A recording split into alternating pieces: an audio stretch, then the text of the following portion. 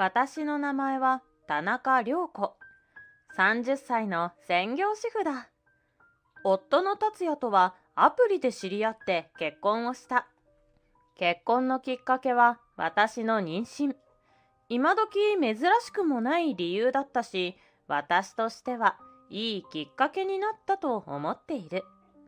そこから夫との話し合いで、私は仕事を辞めて専業主婦として夫を支えた。今では5歳になった娘の千佳と、結婚後に飼った犬の小太郎と幸せな生活を送っている。しかし、そんな私にも困っていることがあった。それは達也のことだ。達也は娘に対してあまり愛情を持っていないのかと疑いたくなる態度や言動が見受けられる。娘の手前、問い詰めることはしていないが、達也は娘のことなどお構いなしに自分のことを優先していた。思えばその兆候はあったのだ。娘を出産する日、夫は会社の飲み会に参加すると言って立ち会ってくれなかった。そのあたりから夫は娘に興味がないのかもしれないと思うようになっていた。休みの日も家族サービスなどせずにどこかに一人で遊びに行ってしまう。娘は夫と遊んでもらった記憶などないかもしれない。そしてもう一つ悩みがあった。それは義士の瞳の存在だ。義士は義実家で暮らしながら商社で働いている。そして夫とはとても仲がいいのだ。だから何かにつけて私たちの家にやってきては食事をしたり遊んだりしている。この義士は専業主婦というものを下に見ていて、何かにつけて私のことを駒遣いのように使ってくる。特にお酒が入ると平然と私のことをバカにしてくるのだ。娘がまだ小さい時は義士が騒いで寝られないのでぐずったりするとわがままなガキだと言い放った。そんなこともあって私は義士が家に来ると毎回嫌な気持ちになっていた。できればもう来ないでほしいと夫に吐露したこともあったが、その時は夫から激怒されてしまい、私の望みは叶わなかったのだ。どうやら義両親はかなり厳しい人らしく、義実家で義士は羽を伸ばして生活することができないらしい。そのストレスを私の家に来て発散をしているようだ。だとしても、とても迷惑だし、2人で外で飲んでくれればいいのにと思っている。それでも私はなんとか我慢をしながら日々を過ごしていた。しかし、そんな時に最悪の事件が起こる。その日、私は母と電話をしていた。実家は少し遠いところにあるので、あまり帰ったりはできないのだが、電話で断るごとに、私は愚痴をこぼしていたのだ。またお姉さんが私の家に来て、散々好き勝手したんだよ。そうなんだね。結婚式の時に会った時は、とてもおとなしい人に見えたんだけど、あれはお父さんがいたからだよ。達也の話だとめちゃくちゃ厳しい人だったんだって。達也も叱られた記憶しかないって言ってたもん。へえ、確かに迫力のある見た目をしていたものね。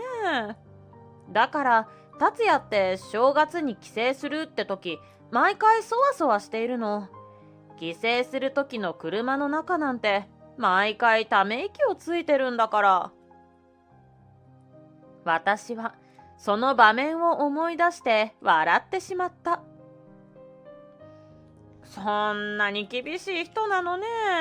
あなたは大丈夫なの？全然。だってお父さんもお母さんもとにかく私には優しいから。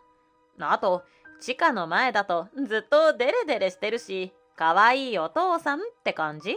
あらそう、よかったじゃない。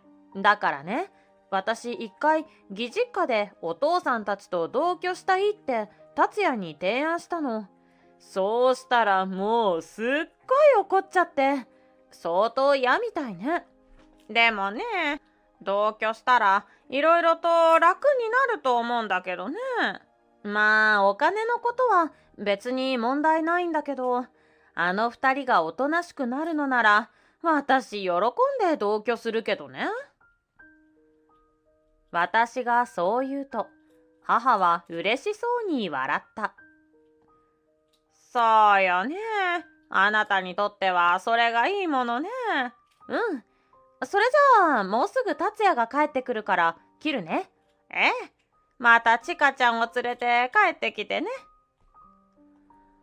私は返事をして電話を切った。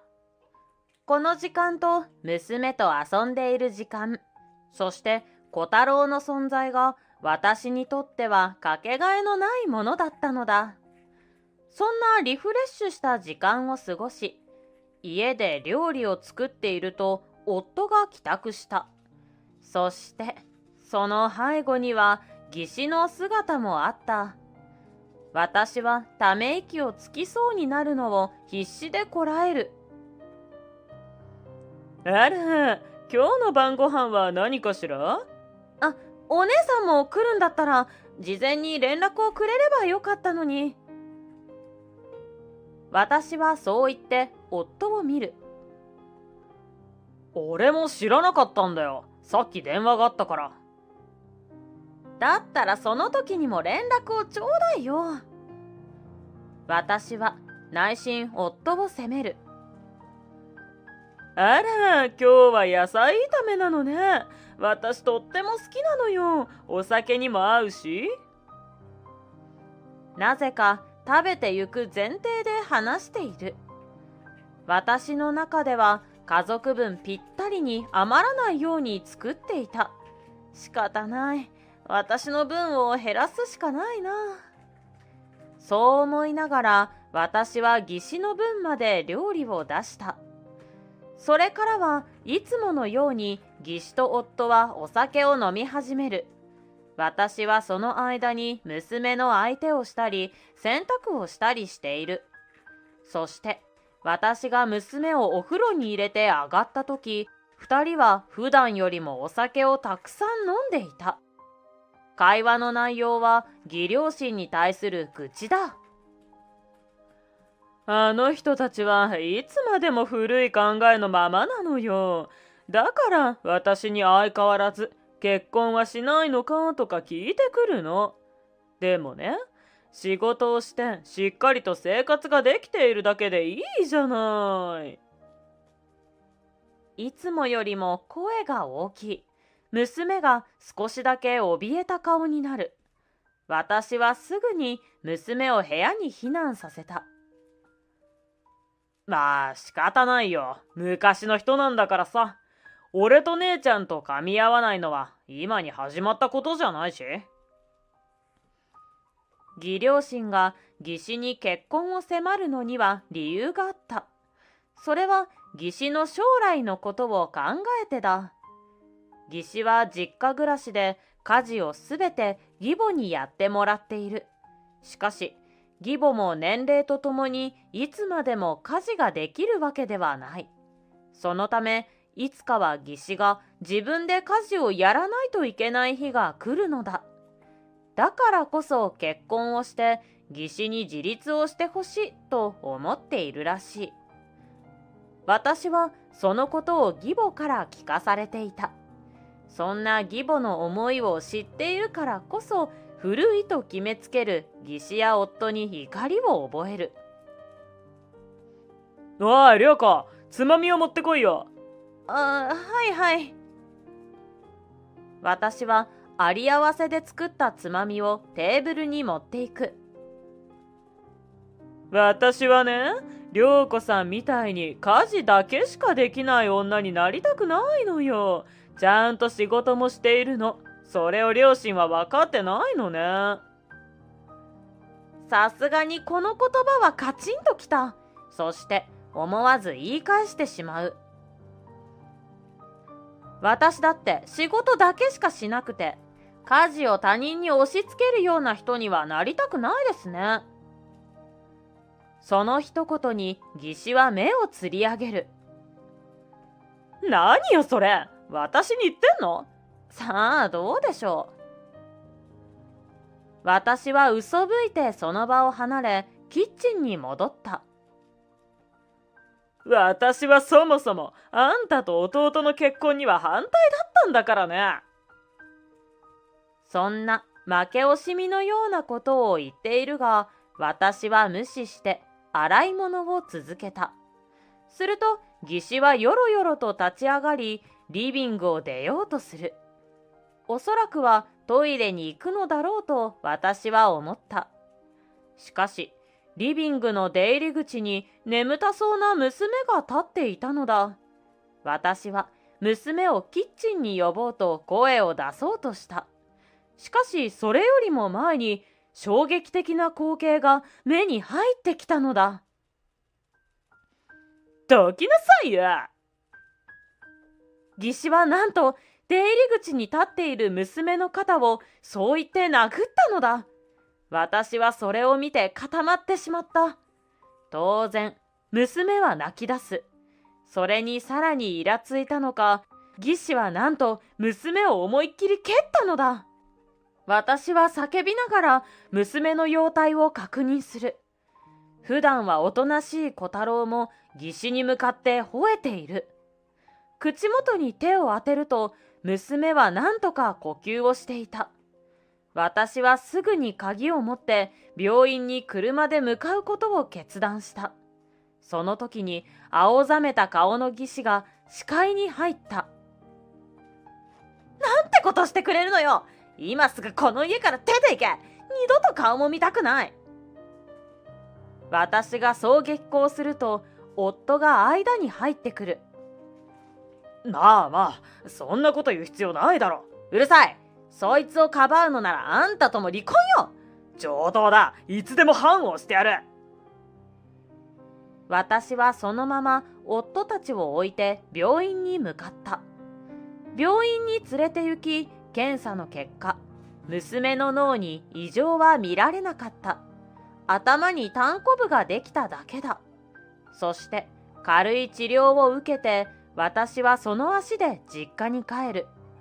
突然の帰省に両親はとても驚いていた。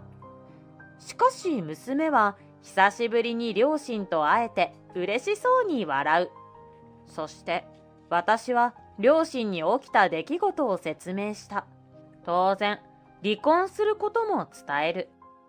二人は私の意思を尊重し、味方になると言ってくれた。それから1週間、私は実家で生活をしながら離婚への準備を推し進める。そんなある日、夫から電話が来た。なあ、離婚ってあれ、マジ？当たり前でしょ？一回話しようぜ。家に帰ってこいよ。私は少し迷ったが、夫の提案に乗った。話はきちんとしないといけなかったし、小太郎も心配だったから。そして私は1週間ぶりに家に戻る。リビングには夫と義士の姿もあった。義士は私の姿を見ると鋭い視線を向けてくる。警察から連絡が来たのよ。でしょうね。私が被害届を出しましたから。私がそう言うと義士は舌打ちをする。大げさにしないでよ。あんなのただの事故じゃない。ふざけないでください。あなたはわざと娘を傷つけようとして蹴ったじゃないですか。あれを事故なんて言わないでください。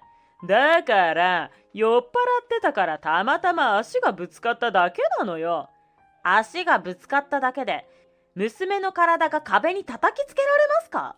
頭にたんこぶができたんですよ。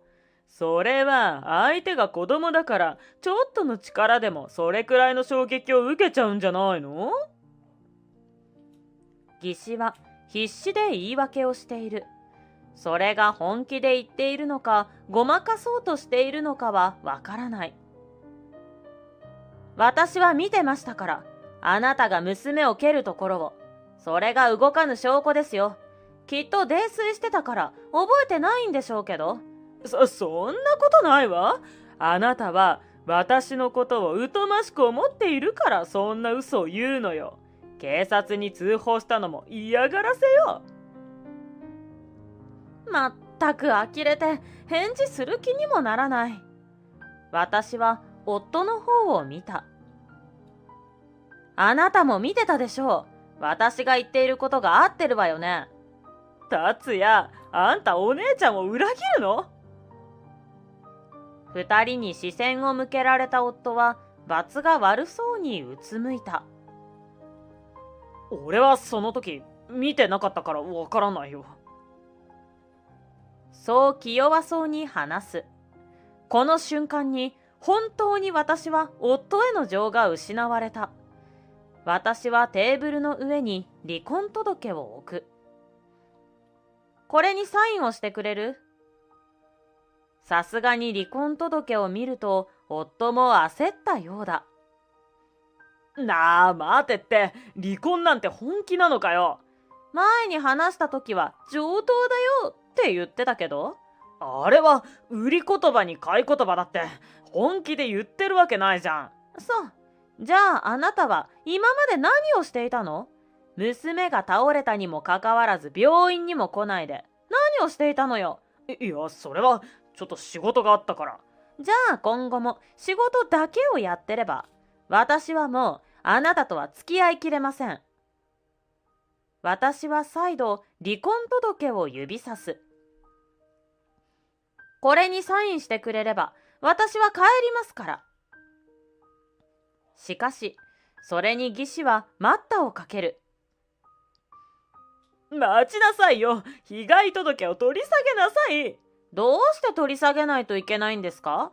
娘は実際あなたから暴行を受けたんですよ。だからそれは足がぶつかっただけで。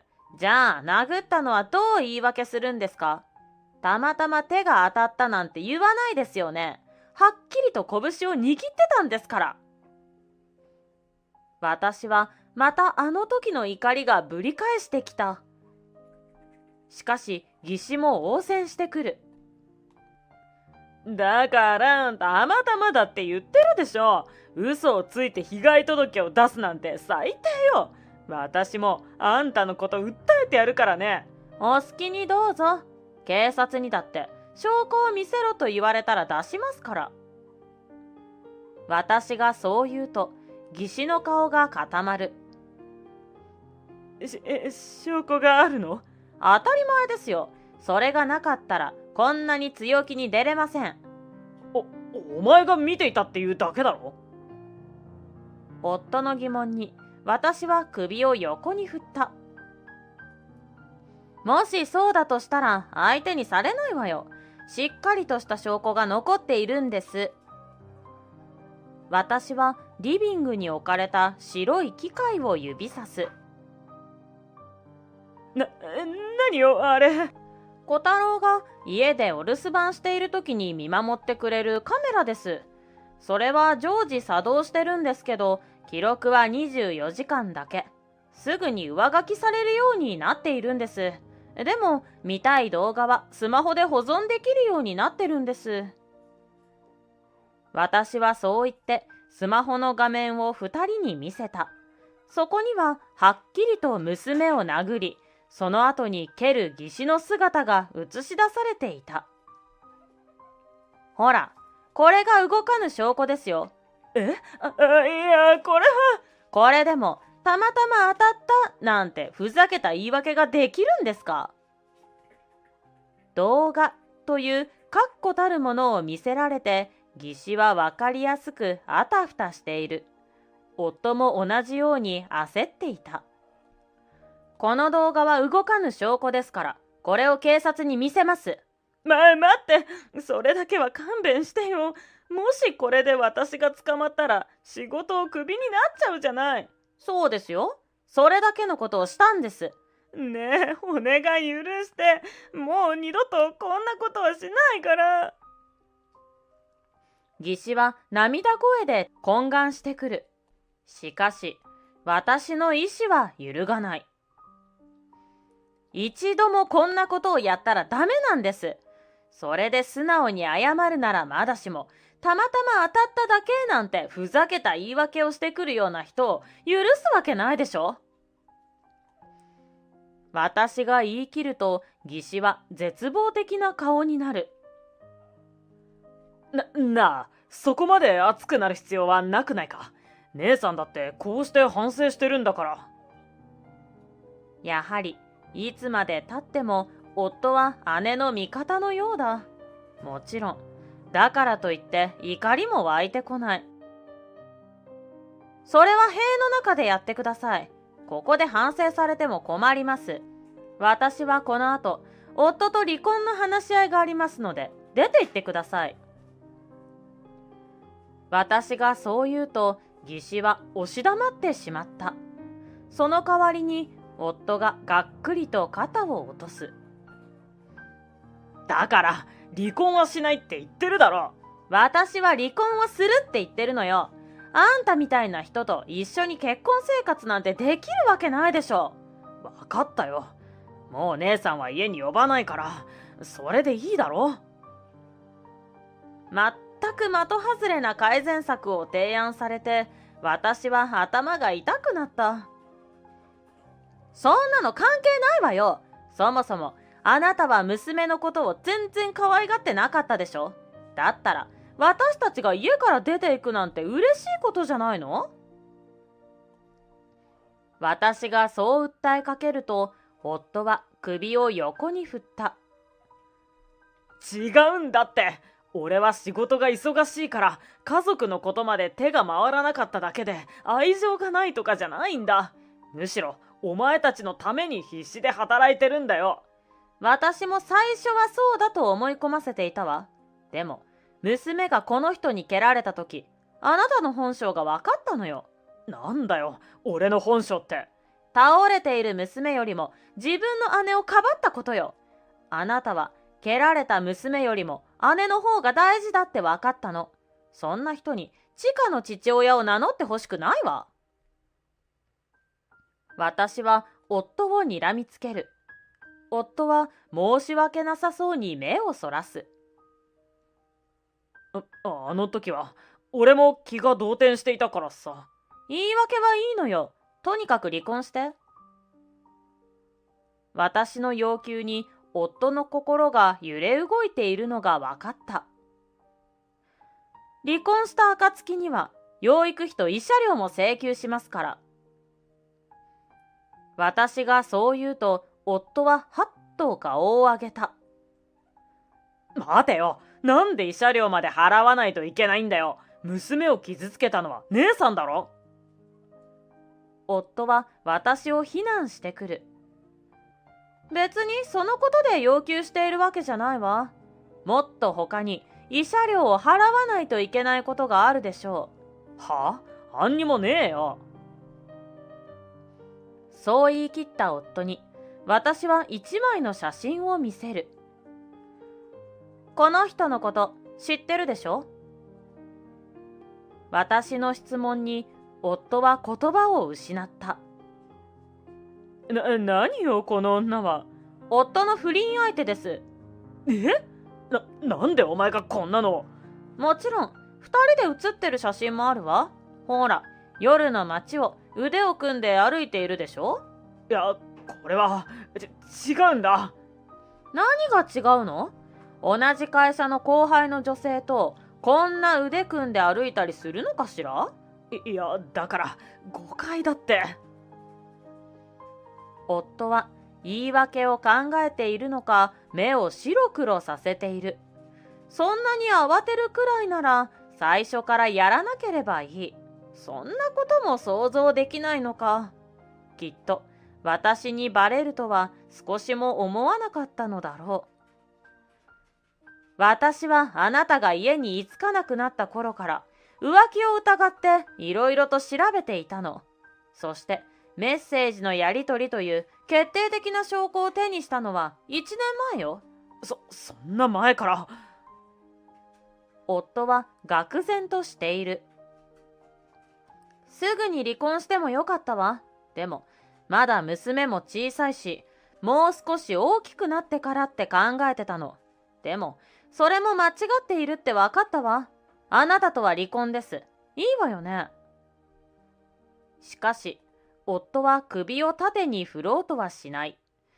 夫のことは私は手に取るようにわかる。きっと不倫相手と再婚でもしようと考えていたのだ。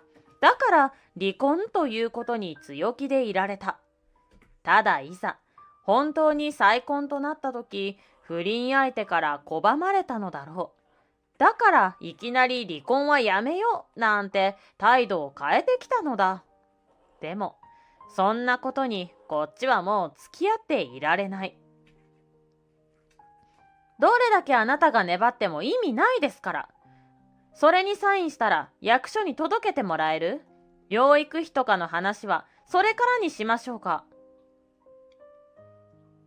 私はそう言って当初の目的だった小太郎を連れて帰ろうとする。しかしその私を義士が阻む。待ちなさいよ。まだ話は終わってないわよ。とっくに終わっていますよ。私は呆れながら答えた。離婚は別にいいわ。でも私の被害届だけは取り下げなさい。お金なら払うから。なぜそうやっていちいち上から目線になるのか不思議だった。別にお金なんていらないです。あなたがきちんとした罰を受けることを望んでいるんですから。私は義士を睨みつける。そんなこと言ってここから出すとでも思ってるの？あんたが被害届を取り下げるっていうまで逃がさないからね。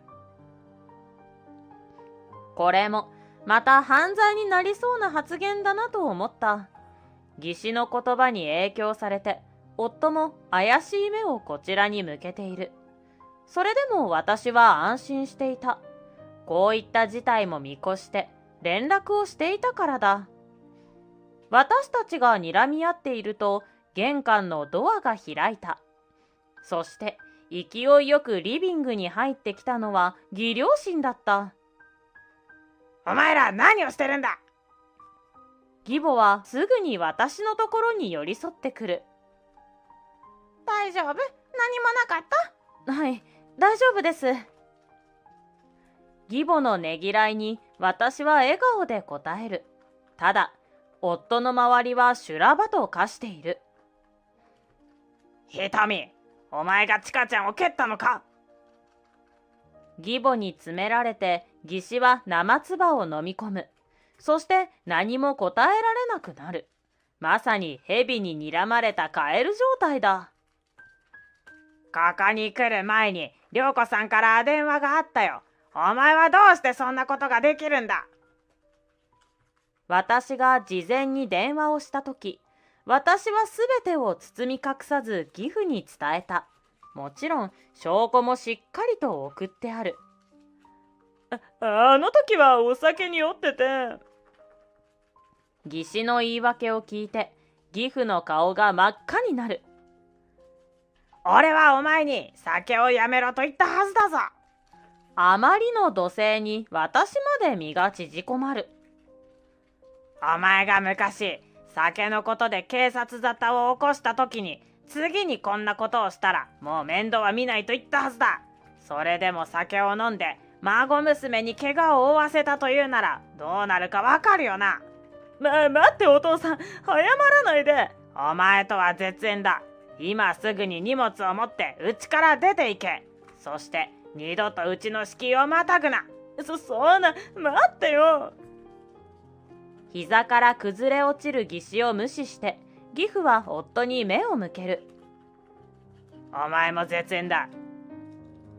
あっさりと言われた夫は当然驚く。なんでだよ父さん。家族を大事にせず、あろうことか浮気をしているやつが何を言っている。私は不倫の事実と証拠も義父に伝えていた。マジかよ。そして義父は2人を残して私のところに歩み寄り、頭を下げた。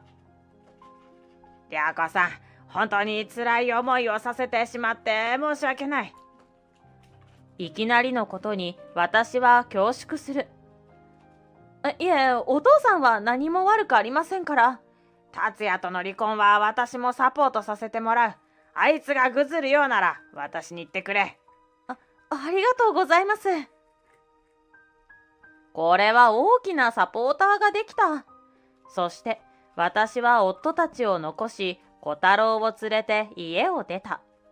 それから夫との離婚は成立し、慰謝料と養育費も請求することができた。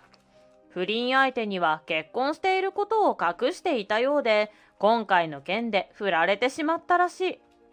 義士は今回の件は示談となったが、実家を追い出されたことでかなりすさんだ生活をする羽目になったようだ。私はというと、実家暮らしをはじめ、両親と娘と小太郎と幸せな生活を送っている。